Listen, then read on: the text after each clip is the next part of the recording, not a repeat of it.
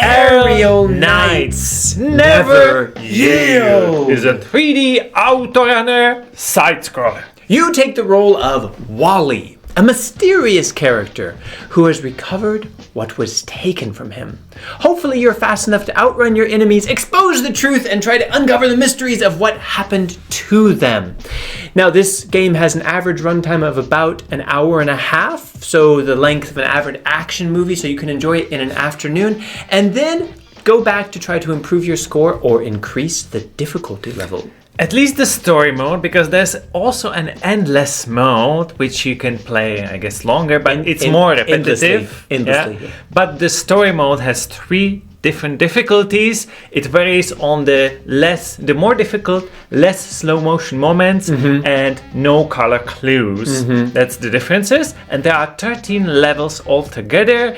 So quite a few bosses, and the gameplay is simple. Quite simple. There's really only 4 things you need to think about. That is sprinting, sliding, jumping, and doing like a little half jump kick flip sort of thing.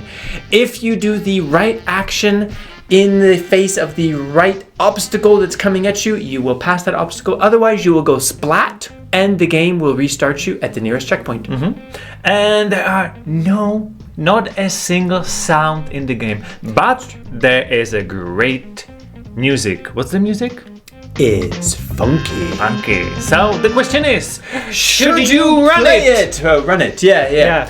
Well, first, you should know that this game is going to be completely free from the Epic Games Store for 1 week starting February 29th, 2024. It's on Leap Day. Coincidence? Okay. Because you leap a lot. Anyway, I'll move on. And that is what we do on this channel. Yeah. We play and review every free weekly game from the Epic Games Store. We've been doing it for about 5 years now. Yeah. So you should subscribe to make sure you don't miss free games, and so you never have to be bored ever again. I'll go really fast. Okay, please. This is a very simple game that the music stays longer with you than the actual game, and you should run from it. So no, you should not play it.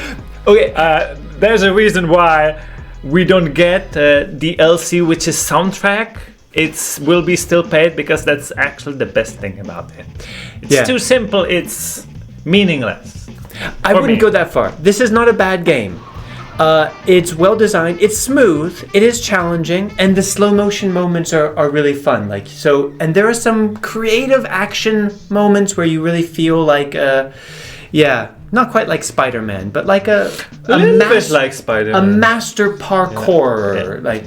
But it goes really old really fast. It gets repetitive very quickly, and it's just really, really short. So I don't know if the shortness in this case is good or bad. It's good. Because it gets repetitive, but then it feels like there's not much there. So even for free, honestly, I don't think this will stick with you. There's a lot of other things that you can play with your time, especially if you've been following us for a while, because I'm sure you have a huge backlog of games.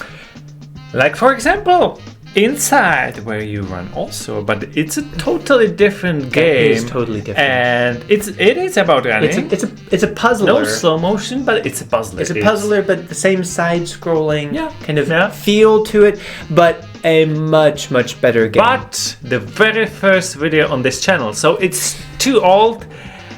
Just watch it if you're not afraid of poor quality, of sound, voices, everything. Yeah. Maybe don't watch it. But if you want to watch it anyway, it's right up here. Don't. See you next time. Bye.